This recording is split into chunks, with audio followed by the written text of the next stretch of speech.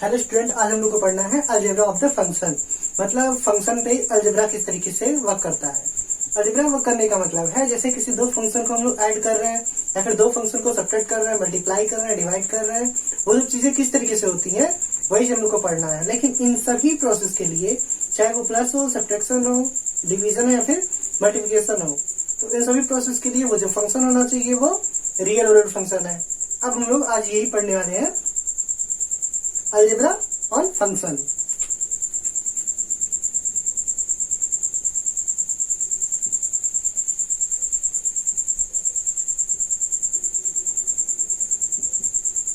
ठीक है, अब इस फंक्शन में सबसे पहले इस फंक्शन का अलजेब्रा समझने के लिए हम लोग को ये समझना होगा कि वो दोनों के दोनों फंक्शन जो है वो रियल वैल्यूड फंक्शन है। तो मान लेते हैं कि f जो है वो कोई रियल वैल्यूड फंक्शन है, या फिर मान लेते हैं कोई x से है रियल नंबर पे ये इसका मैपिंग हो रहा है, और कोई दूसरा फंक्शन g इस तरीके से मान लेते हैं कि x से भी वो भी एक रियल वैल्यूड फंक्शन पे, मतलब ये दोनों रियल वैल्यूड फंक्शन है। और यहाँ पे x जो है वो x is subset of r। ठीक है, तो इस तरीके से ये एक दो मैपिंग डिफाइन हो गई। अब इस दोनों मैपिंग पे क्या क्या चीज यूज करिए, जैसे एडिशन करना हो तो कैसे होगा, अब सब्ट्रैक्शन करना हो तो कैसे होगा, मल्टीप्लिकेशन कैसे होगा, और डिवीजन करना होगा तो कैसे होगा। ठीक है, सबसे पहले हम लोग एडिशन के बारे में जान लेते हैं। यदि हम लोग के पास ऐसा गिवन हो कि f and g are two real valued function, then अब पहला हम लोग एडिशन के बारे में जान लेते हैं।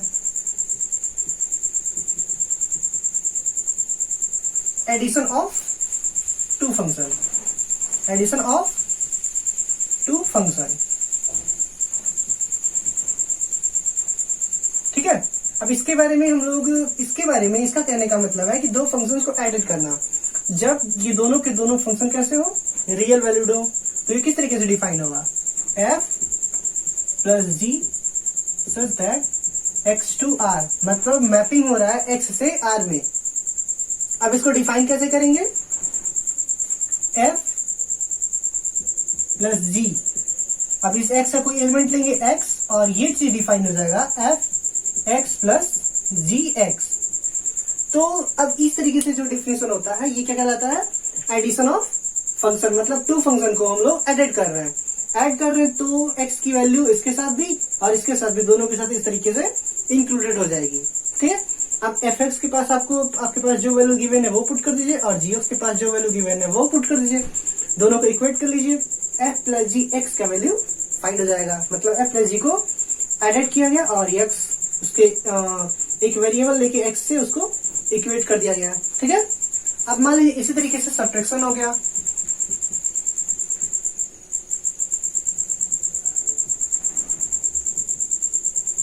Subtraction of two function. ठीक है, ऐसे ही यदि आपके पास जितने भी रियल वैल्यूड फंक्शन दिए हो, जितने भी दिए हो, टू हम लोग सिर्फ टू फंक्शन का लेके चल रहे हैं, जितने भी आप लोग के पास रियल वैल्यूड फंक्शन दिए हो उन सब का जो एडिट करना होगा तो इस तरीके से हम लोग कर लेंगे।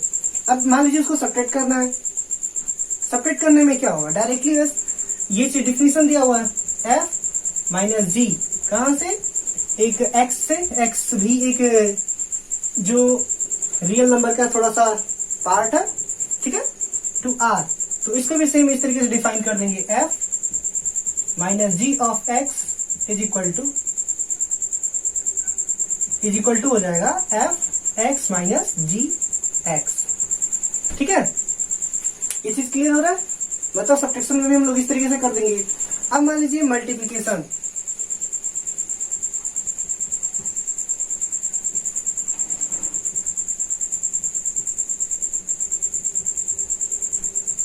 हम लोग को मल्टीप्लिकेशन डिफाइन करना हो तो मल्टीप्लिकेशन में भी जैसे जनरल मल्टीप्लाई होता है, एक मतलब जैसे 2 इंटू 3 का मल्टीप्लाई 6 हो गया, वैसे ये भी मल्टीप्लाई होता है।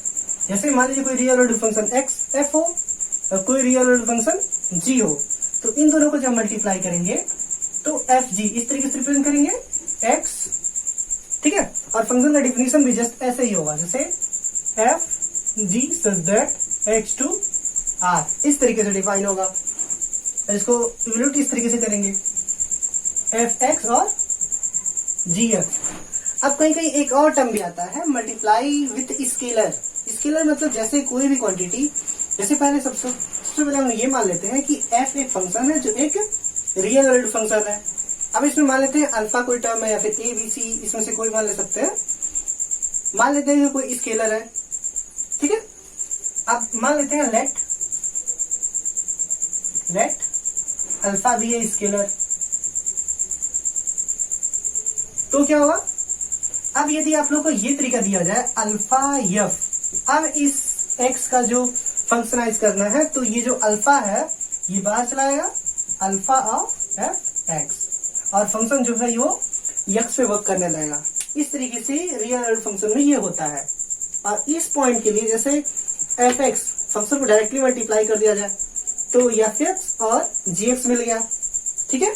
तो ये चीज क्या कहलाएगा, एक पॉइंट वाइज मल्टीप्लिकेशन कहलाएगा। मतलब इस फंक्शन का एक्स पे, मतलब इस एफ वाले फंक्शन का पहले हम लोग एक्स ले रहे हैं, एफ एक्स निकाल रहे हैं, फिर हम लोग इसी का जी पे निकाल रहे हैं। क्या निकल रहा है, जी एक्स निकल रहा है। अब इन दोनों को मल्टीप्लाई किया जा रहा है, मतलब इस फंक्शन का एक्स पॉइंट पे क्या वैल्यू होगा और इस फंक्शन का जी वाले फंक्शन का एक्स पॉइंट पे क्या वैल्यू होगा, उसको निकाल रहे हैं। उसको निकालने के बाद फिर हम लोग मल्टीप्लाई कर देना है। तो इसीलिए अब इसको क्या कहा जाता है, पॉइंट वाइज मल्टीप्लिकेशन।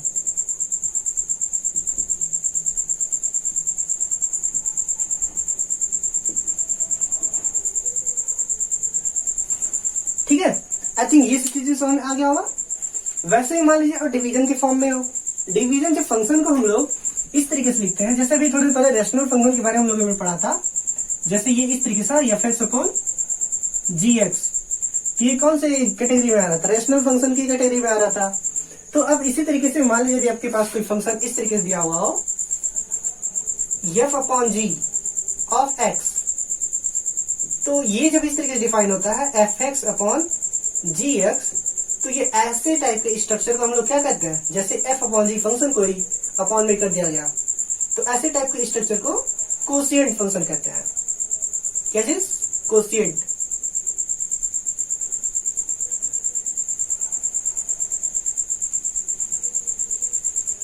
ठीक है, ये हो गया हमारा चौथा पॉइंट।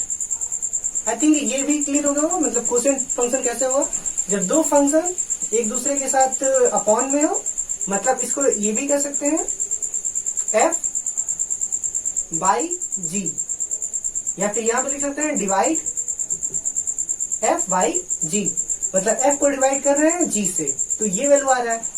और ये कंडीशन और है, जैसे रेशनल फंक्शन बता रहे थे तो भी हम बताए थे कि यहाँ पे जो जी एक्स होगा ये जीरो नहीं हो सकता है, ये जीरो हो जाएगा तो वैल्यू अनडिफाइंड हो जाएगी। Where g x is not equal to zero, मतलब यदि जी एक्स का कोई ऐसा वैल्यू नहीं लेंगे एक्स का जिसकी वजह से जो जी एक्स है वो वैल्यू जीरो हो जाए। ठीक है, लेकिन इन सब प्रोसेस के लिए जो फंक्शन एफ और जी है should be real valued function.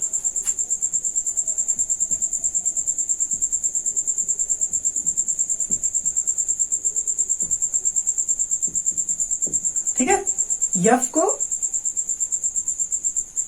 यहाँ पे एफ को भी और जी को भी, इन दोनों को क्या होना चाहिए, एक रियल वैल्यूड फंक्शन होना चाहिए, तो ही ये सारे प्रोसेस एग्जिस्ट करें। अब हम एक और टाइप के फंक्शन के बारे में जान लेते हैं, लीनियर फंक्शन। जैसे जो लीनियर फंक्शन होता है,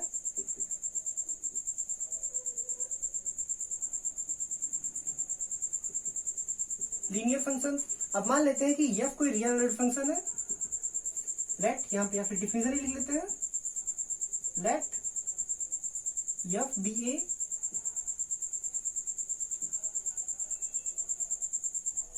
रियल वैल्यूड फंक्शन, मतलब real valued function f is that are to r, r से आर में डिफाइन हो रहा है, मतलब इस सेट आर से इस सेट आर में डिफाइन हो रहा है। ठीक है, विच इज डिफाइन एज, ये तो फंक्शन को रिप्रेजेंट करने का तरीका हो गया कि आर से सेट आर में डिफाइन हो रहा है, सेट आर से सेट आर में मैपिंग हो रहा है। अब ये फंक्शन किस तरीके से डिफाइन है, मतलब इसमें क्या चीज लिया जाए कि इसमें क्या आ जाए कि ये लीनियर फंक्शन होगा। ठीक है, विच इज डिफाइन एज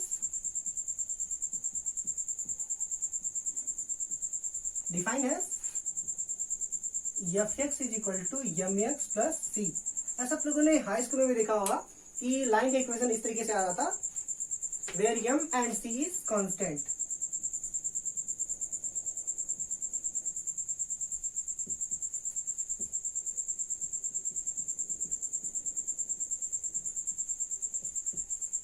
तो यदि कोई फंक्शन आप लोग को इस तरीके से मिलता है कि f x is equal to m x plus c, तो ये कौन सा फंक्शन होता है? लीनियर फंक्शन होता है। Then the function is called, आप समझ गए होंगे।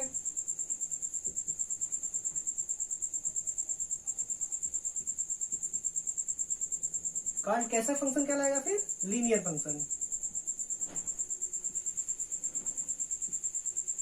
ठीक है, तो यदि कोई ऐसा फंक्शन, यदि कोई रियल वैल्यू फंक्शन एफ जो डिफाइन हो आर से आर में, मतलब मैपिंग हो रहा है आर से आर में, और वो डिफाइन इस तरीके से है f x is equal to m x plus c, जहाँ पे एम और सी ये दोनों कांस्टेंट वैल्यू है, और ये यक्स कहाँ का मेंबर होगा? यहाँ पे हम लोग लिख सकते हैं x is element of R. ठीक है, x real value function value होगा। तो ये जो फंक्शन इस तरीके से हम लोग को मिलेगा, तो ये कैसा फंक्शन होगा? लीनियर फंक्शन होगा। जैसे मान लीजिए यदि हम लोग थोड़ा सा एग्जांपल देखें, तो हम लोग कह सकते हैं यदि f x is equal to दिया है 2x प्लस 3, यहाँ पे 2 3 ये एक कैसा फॉर्मेशन कर रहा है? एक लाइन का फॉर्मेशन कर रहा है। तो हम लोग पहले पढ़ चुके हैं कि हम लोग एफ एक्स को y पढ़ेंगे। ठीक है, क्योंकि ये y एफ एक्स का रिलेशन दिखा रहा है। ठीक है, y किस तरीके से x रिलेटेड है, इस तरीके से दिखा रहा है। तो हम लोग यहाँ पे देख सकते हैं y is equal to 2x plus 3, और यही हम लोग पुराने वाले इक्वेशन से कैलकुलेट करें जो हम लोग हाई स्कूल में पढ़ चुके हैं, y is equal to m x plus c. तो ये एक लाइन का इक्वेशन दिखा रहा है, इसीलिए बोला गया है यदि कोई फंक्शन इस तरीके से रिप्रेजेंटेड होगा f x is equal to m x plus c, तो ये कैसा फंक्शन होगा? लीनियर फंक्शन होगा। ठीक है,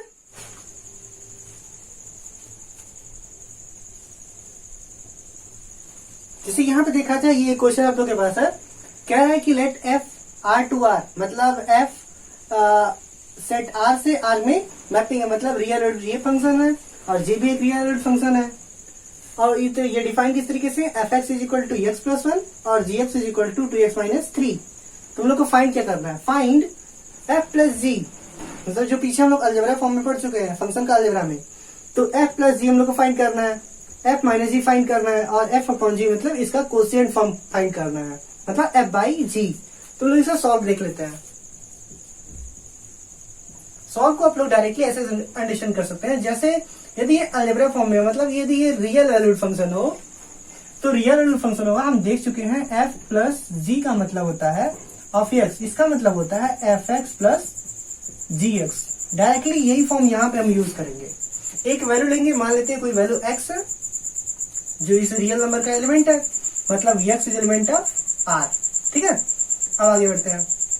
एफ प्लस जी एक्स, ये क्लियर हो रहा है? तो यहाँ पे हमको क्या मिल गया? F x plus g x, क्योंकि हमारा ये दोनों के दोनों रियल वैल्यू फंक्शन है, तो ये डिफाइन है इस तरीके से। अब हम एफ एक्स का वैल्यू क्या है? एक्स प्लस 1, और जी एक्स का वैल्यू 2x माइनस 3। ठीक है, अब थोड़ा सा इसको इक्वेट कर दिया जाए, अरेंज कर दिया जाए, x plus 2x plus 1 minus 3, तो यहाँ पे कितना हो गया? 3x minus 2। इन दोनों को इक्वेट किया जाए तो हमारे पास मिल गया कि मतलब f plus g of x is equal to 2x minus 3, मतलब ये वैल्यू मिल गया। अब उसी तरीके से हम लोग को f माइनस जी फाइंड करना हो, f माइनस जी फाइंड करना हो, यहाँ पे ये लिख लीजिएगा कि जो x होगा वो रियल नंबर कोई होगा। ठीक है, क्योंकि x जो है वो रियल नंबर का एलिमेंट है।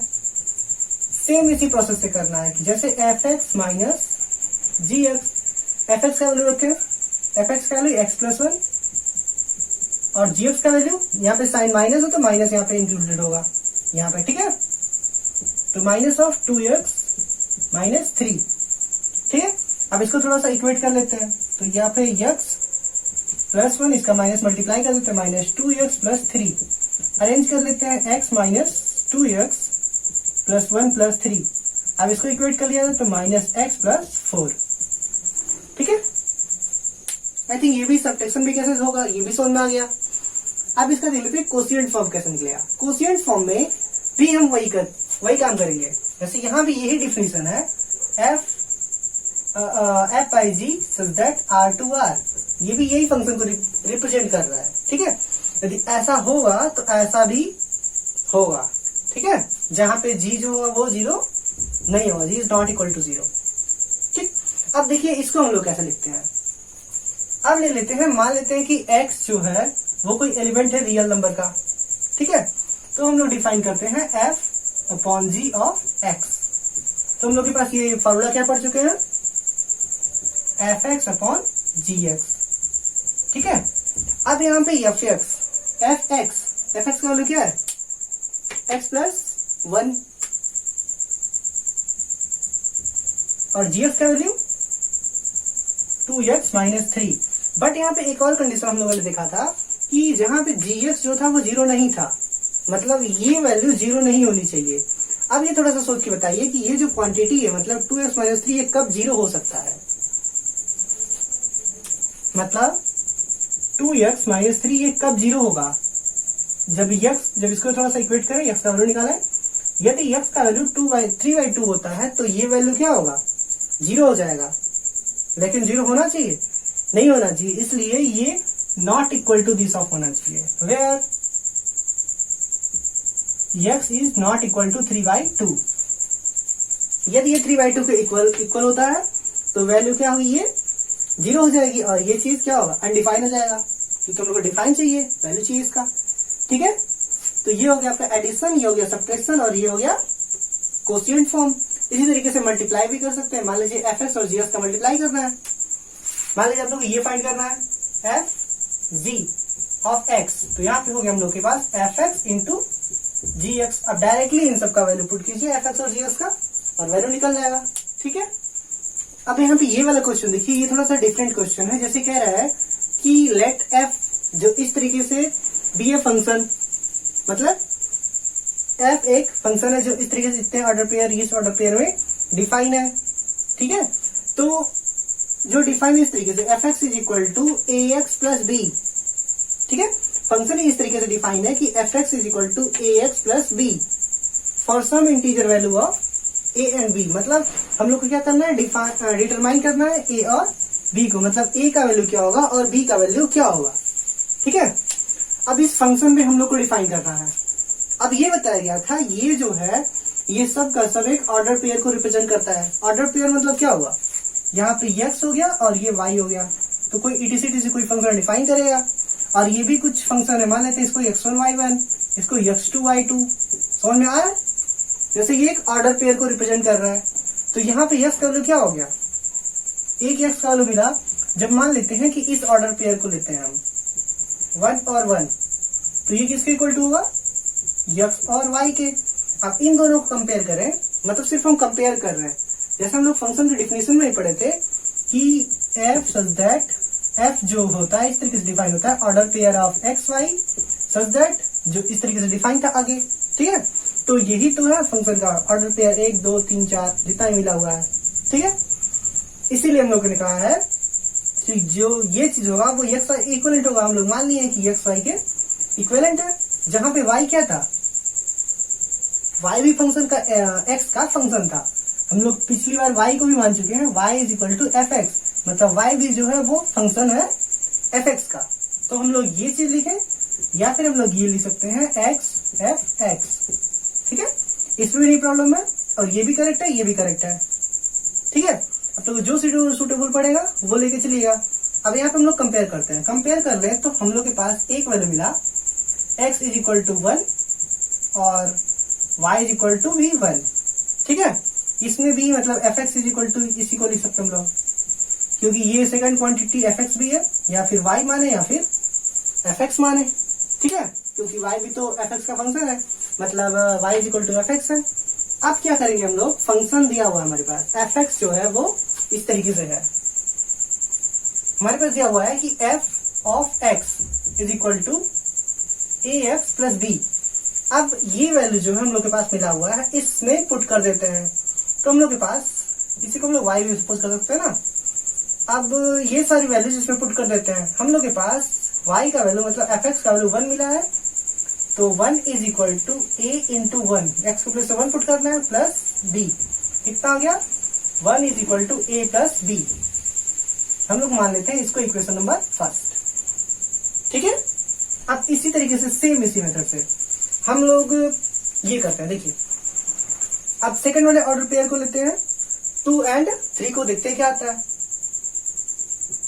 2 एंड 3 को लेते हैं और कंपेयर करते हैं अपने स्टैंडर्ड ऑर्डर पेयर से एक्स वाई से। यहाँ पे एक्स इज इक्वल टू क्या मिल गया 2 और वाई इज इक्वल टू क्या मिल गया 3। ठीक है, फिर से अगेन ये जो एक्स वाई का वैल्यू है ये फिर से इसी इक्वेशन में पुट करते हैं। तो हम लोग के पास तो वाई का वैल्यू तो 3 है, तो मतलब 3 इज इक्वल टू 2 इंटू, मतलब यहाँ पे डायरेक्टली हम कर दे, यदि एक्स प्लेस में 2 रखें, कितना रखना है 2 रखना है, 2 रखें तो कितना आ जाएगा, यहाँ पे हो जाएगा 2a प्लस 3, सॉरी यहाँ पे होगा b। ये हम लोग का हो गया इक्वेशन नंबर सेकेंड। अब ये आप लोग दिख रहा होगा कि ये एक साइमल्टेनियस इक्वेशन है जिसमें a और b का वैल्यू कॉमन है। आप लोग के पास एक इक्वेशन मिल गया है 1 is equal to a plus b, ये एक इक्वेशन है, और दूसरा इक्वेशन है 3 is equal to 2a plus b। अब इन दोनों को आपको इक्वेट करना है और a और b का वैल्यू फाइंड करना है। कर लेते हैं इक्वेट, इसको सब्ट्रैक्ट कर देते हैं तो क्या मिलेगा, ये b वाली क्वांटिटी सब्ट्रैक्ट हो गई, इंड हो गई। इसको सब्ट्रैक्ट किया जाए तो यहाँ पे -2 मिलेगा, यहाँ पे -a मिलेगा। हम लोग के पास 2 इज इक्वल टू a, मतलब a का वैल्यू कितना मिल गया 2। अब इस a के वैल्यू को इसमें रख देते हैं किसी में, a का वैल्यू कितना है 2, मान लेते हैं इस इक्वेशन में हम लोग पुट कर देते हैं। तो हो गया, जैसे हम लोग के पास दिया है 1 is equal to a plus b, a के प्लेस में 2 पुट करते हैं, 1 is equal to 2 plus b। इसको इधर ट्रांसपोज करते हैं, 1 minus 2 is equal to b, मतलब b का वैल्यू क्या मिला -1। हम लोग के पास a का भी वैल्यू मिल गया और b का भी वैल्यू मिल गया, यही हमको निकालना था। समझ में आया ये चीज। सबसे इसमें मेन पॉइंट है कि ये सब क्या होता है, ऑर्डर पेयर होता है, और order pair standard order pair x y के इक्विवेलेंट होता है। अब यहाँ पे कोई वैल्यू दिया हो आप इस तरीके से कंपेयर कर सकते हैं। तो फर्स्ट वाला वैल्यू एक्स के इक्विवेलेंट, सेकंड वाला वैल्यू वाई के इक्विवेलेंट, इस तरीके से आप लोग सॉल्व कर सकते हैं इस क्वेश्चन को। अब यहाँ पे देखिए आप लोग को ये वाला इक्वेशन इक्वेट करना है। जैसे इसमें कह रहा है कि find the domain of the function, मतलब ये जो फंक्शन है इसका डोमेन क्या होगा। ठीक है, मतलब एक्स की कौन कौन सी वैल्यू हम लोग यूज कर सकते हैं। ठीक है, जैसे आप लोग डोमेन और रेंज के बारे में बहुत कुछ पढ़े होंगे, तो इसे हम लोग को डोमेन सिर्फ के बारे में निकालना है। डोमेन मतलब क्या हो गया कि ये वाला सेट, मतलब हम लोग पढ़े थे कि फंक्शन में ही पढ़े थे, फंक्शन में रिलेशन में भी, कि इस सेट ये वाला सेट जो होता है वो डोमेन कहलाता है, लेकिन सेट पूरा सेट डोमेन फंक्शन में कहलाता है। लेकिन इसके कुछ एलिमेंट, जो एलिमेंट इसे रिलेशन रखते हैं, वो जब हम लोग रिलेशन वाला कंडीशन पढ़े थे, रिलेशन वाला केस, तो इसमें जो भी एलिमेंट रहता था इससे रिलेट रहता था और सारे एलिमेंट रहते थे, तो ये वाला तीनों जो एलिमेंट का सेट बनता था ये डोमेन कहलाता था। लेकिन फंक्शन में हम लोग का ये कंडीशन ही बन गया है कि इसके ऑल ओवर एलिमेंट का जो रिलेशन होगा इससे कुछ ना कुछ रिलेशन होना चाहिए। ठीक है, तो हम लोग को ये वाली क्वांटिटी निकालनी है कि इसमें क्या क्या क्वांटिटी, मतलब एक्स का हम लोग क्या क्या वैल्यू ले सकते हैं और क्या क्या वैल्यू नहीं ले सकते हैं, उसको तो इरेज कर देंगे, फिर हमारा डोमेन मिल जाएगा। ठीक है, अब देखते हैं क्या क्या हम लोग एक्स के लिए ले सकते हैं। सबसे पहले ये एक हम लोग का रेशनल फॉर्म का फंक्शन है, तो पहले सबको इक्वेट कर लेते हैं, देखते क्या आता है। फॉर्म इसका देखिए, हम लोग के पास f x is equal to x square plus 3x plus 5 है। नीचे वाले को इक्वेट कर लेते हैं। ठीक है, नीचे वाले को इक्वेट किया जाए तो हम लोग के पास क्या मिलेगा, x square minus 4x minus x plus 4। ठीक है, इसको इक्वेट किया जाए 3x प्लस 5। यहां से यदि थोड़ा सा इसको इक्वेट किया जाए, डायरेक्ट हम कर रहे हैं। ठीक है, तो यहाँ पे यदि x कॉमन ले लिया इसमें तो x माइनस 4, यहाँ पे -1 कॉमन लिया जाए तो x माइनस 4। ठीक है, तो ये वैल्यू हम लोग के पास क्या मिल गया, x square plus 3x plus 5, नीचे x माइनस 1 और x माइनस 4। अब यहाँ पे ध्यान देने वाली बात है, यदि x का वैल्यू मान लीजिए 1 हो गया तो भी ये टोटल नीचे 0 आ जाएगा, मतलब ये जो फंक्शन है ये अनडिफाइन हो जाएगा। या फिर यदि x का वैल्यू 4 आ गया तो फिर क्या होगा, तो भी वही सारे काम स्टार्ट हो जाएंगे। मतलब x का वैल्यू ना ही 1 हो सकता है और ना ही 4 हो सकता है। मतलब इसका डोमेन क्या होगा, डोमेन ऑफ f। इस फंक्शन का डोमेन क्या होगा, r माइनस इस 1 और हम 4 को हटा दे रहे हैं इसमें से, मतलब इस रियल नंबर में से हम 1 और 4 को हटा दें तो जो भी क्वांटिटी आएगी वो क्या होगी, ये इसका डोमेन को डिफाइन करेगा। अब इस तरीके से रेंज को डिफाइन करना हो तो रेंज का क्या क्या पॉसिबल वैल्यू हो सकता है, तो x का मतलब जितना भी रियल नंबर है x का यदि 1 and 4 नहीं लेंगे तो आई थिंक सारा का सारा कुछ जो आएगा वो रियल वैल्यू में ही आएगा। मतलब इसका रेंज क्या हो जाएगा, रेंज ऑफ f ये रियल वैल्यू हो जाएगा। लेकिन यहाँ पे ध्यान रखिएगा कि जो इसको अनडिफाइन करता है उसी को हम लोग हटा देंगे, ठीक है। आई थिंक ये भी क्वेश्चन क्लियर हो जाएगा।